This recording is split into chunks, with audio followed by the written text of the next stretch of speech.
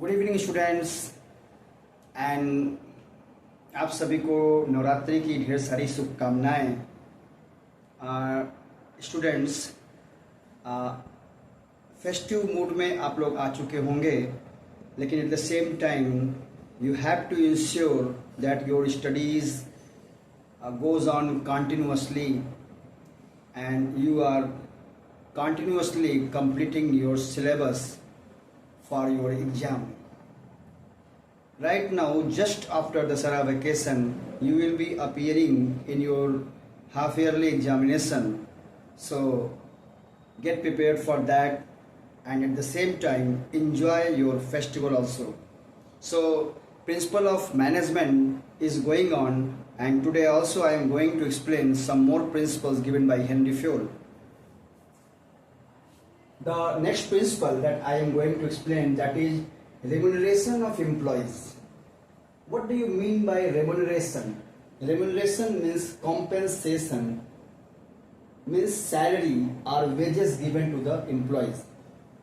The labor class worker are paid wages and official workers are paid salary. That is known as remuneration. So what is the opinion of Henry Fayol regarding this remuneration of employee? What guidance Henry Fayol has given? Henry Fayol says that remuneration should be such that it should be able to give a reasonable standard of living. Reasonable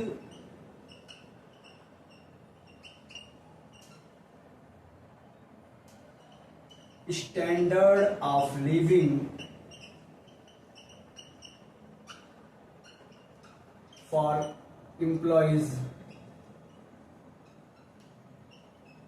and at the same time it should be within paying capacity of the organization. Within paying capacity of the organization.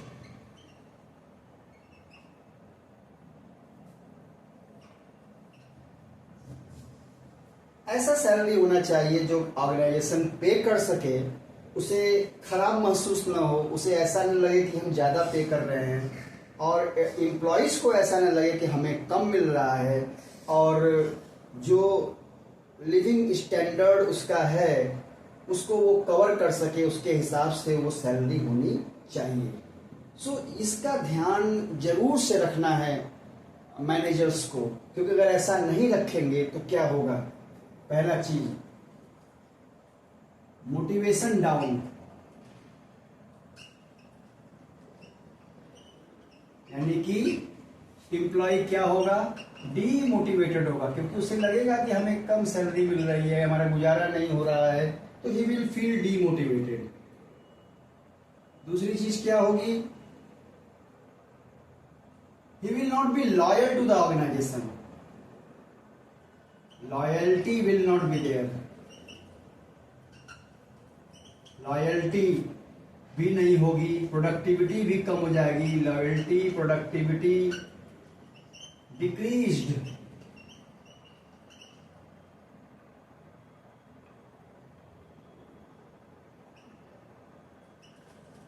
Labour turnover, increase labour turnover.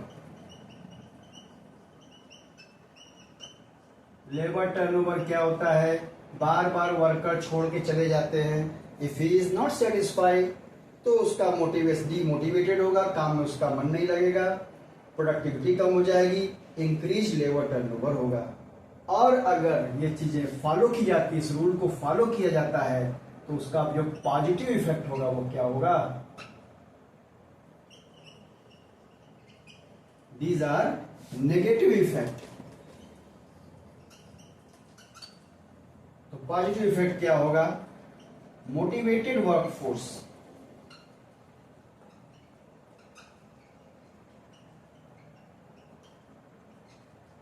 Good relation between workers and management, और क्या होगा, increased productivity. Motivated lot अच्छा काम करता है, demotivated lot खराब काम करता है। Increased productivity.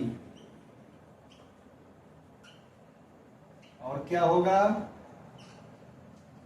लॉयल लेबर, यानी कि लेबर टर्नओवर काफी कम होगा, लॉयल लेबर होगा, रुक करके काम करेगा। जैसे मालूम है कि मुझे बहुत अच्छी सैलरी मिलती है, उसके रिलेशन बहुत अच्छे होंगे, तो उसको अच्छा लगेगा, वो काफी समय तक टिक करके उस ऑर्गेनाइजेशन में रहेगा। तो this is about remuneration of employee. आपको क्या याद रखना है कि remuneration should be such that it should be able to cover the, it should be able to provide the reasonable standard of living, और it should be within the paying capacity of the organisation. ये दो चीज आपको याद रखनी है। Now let us come to centralisation and decentralisation. Centralisation versus decentralisation. This is centralisation and decentralisation. तो क्या यहाँ पे इसका हेनरी फ्योल ने क्या रूल दिया कि there should be a good balance. जो की पॉइंट है वो है good balance between centralisation and decentralisation. Good balance होना चाहिए। सेंट्रलाइजेशन और डिसेंट्रलाइजेशन में एक बहुत अच्छा बैलेंस होना चाहिए। What is centralisation and what is decentralisation? Centralisation means concentration of decision making power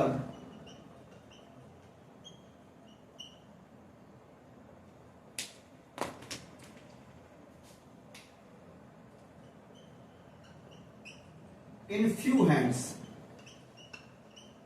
कुछ थोड़े लोगों के पास डिसीजन मेकिंग पावर है, जबकि डिसेंट्रलाइजेशन में इवन डिस्ट्रीब्यूशन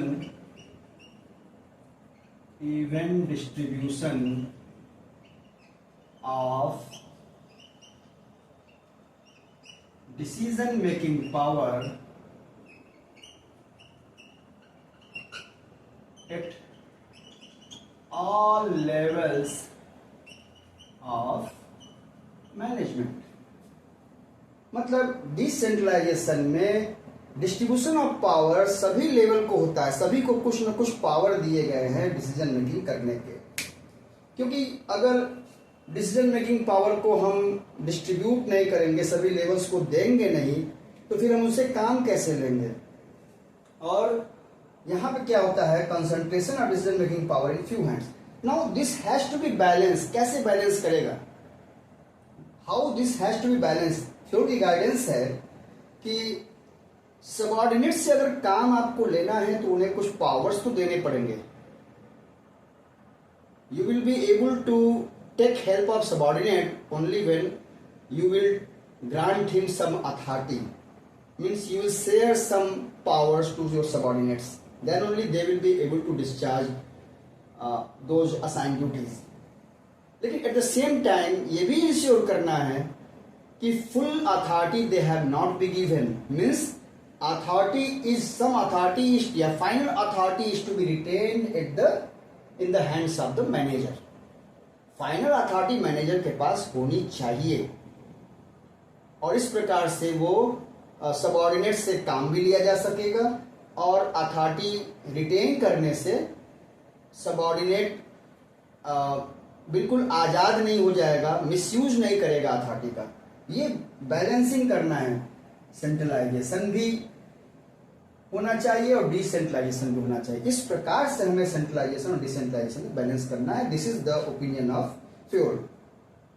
अगर इसको हम फॉलो करते हैं तो यहां भी जो इसके इफेक्ट होंगे, अगर हम पूरी तरह से डिसेंट्रलाइज कर देते हैं तो उसका अथॉरिटी का मिसयूज हो सकता है, और अगर हम बैलेंस करके चलते हैं तो सबऑर्डिनेट से हम काम भी ले लेते हैं और अथॉरिटी का मिसयूज भी नहीं होने पाता है।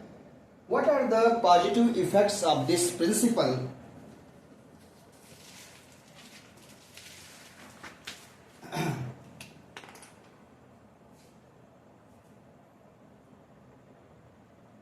Positive effects.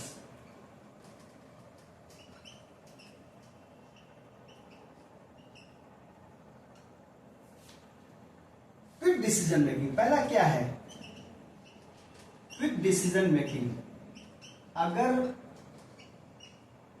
नीचे वाले लोगों के पास कोई अथॉरिटी नहीं है तो वो हर बात के लिए ऊपर वालों से पूछेंगे तब वो काम करेंगे, और ऐसे में अपॉर्चुनिटी मिस कर सकते हैं, क्विक डिसीजन मेकिंग नहीं हो पाएगा। लेकिन अगर इसको हम फॉलो करते हैं तो इसका पॉजिटिव इफेक्ट क्या होता है? Quick decision making. दूसरी चीज क्या है? It decreases workload of superiors. Superiors का वर्कलोड थोड़ा बढ़ जाता है, क्योंकि नीचे वाले कुछ काम करते हैं तो उनका वर्कलोड बढ़ जाता है, वो और इंपॉर्टेंट चीजों पे अपने को फोकस कर सकते हैं। तीसरा पॉजिटिव इफेक्ट क्या है? Increases the motivation of subordinates भी मोटिवेटेड फील करते हैं कि उन्हें कुछ अथॉरिटी उनके पास है, डिसीजन मेकिंग की अथॉरिटी है, वो कुछ नया लर्न कर सकते हैं। तो increases the motivation of subordinates. और आप चाहें तो एक और लिख सकते हैं कि it provides a training ground